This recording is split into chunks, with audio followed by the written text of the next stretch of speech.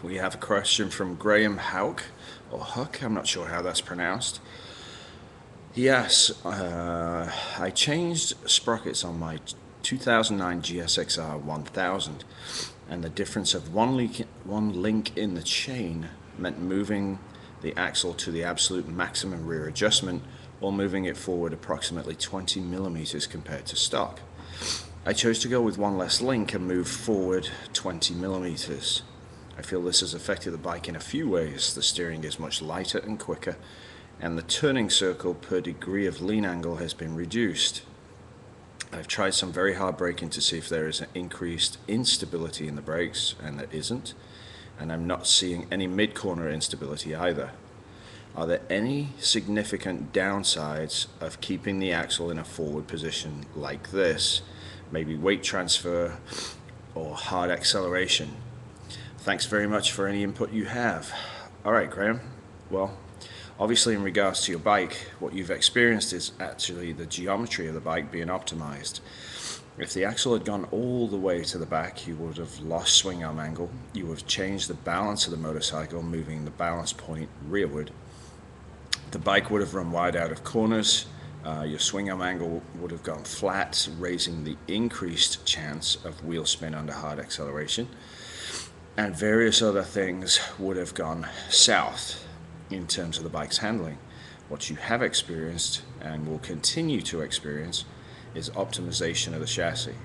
Now, as you point out, in terms of weight transfer, and you brake really hard, it's not creating instability. When you accelerate, bike holds its line, everything's fine there.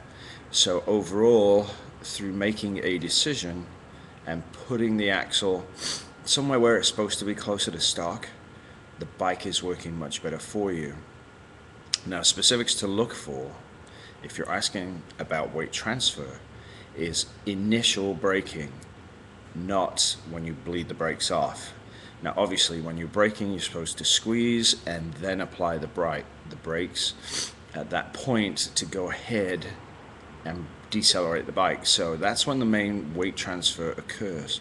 You should never brake by just grabbing a handful, because obviously that's very sudden load on the front end, so you're making some kind of suspension movement occur rather than evolve. And obviously in braking, you need to be really smooth in that skill. You don't want to endo the bike, and you certainly don't want to have to grab a handful because you didn't brake hard enough.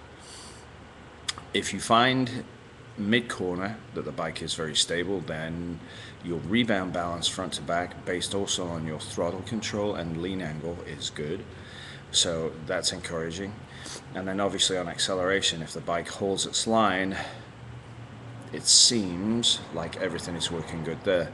Obviously, as you've moved the axle, you need to, and I'm assuming would, have reset your chain tension correctly to make sure you have enough travel, so that that isn't a factor in the equation. So overall, what you've done, somewhat by accident, is get the bike to work how it was designed to work.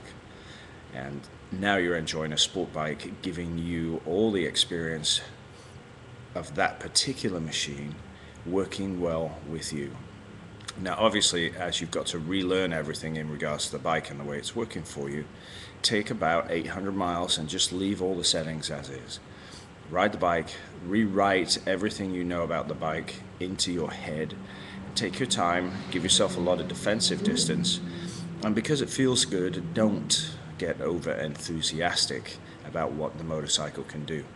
Gradually creep up on that, and at that point, once you're very comfortable with the bike, then obviously you're relaxed, you and the bike will work better, and on the road you'll get a much better riding experience. So Graham, I hope that answered your question. Thank you very much for it.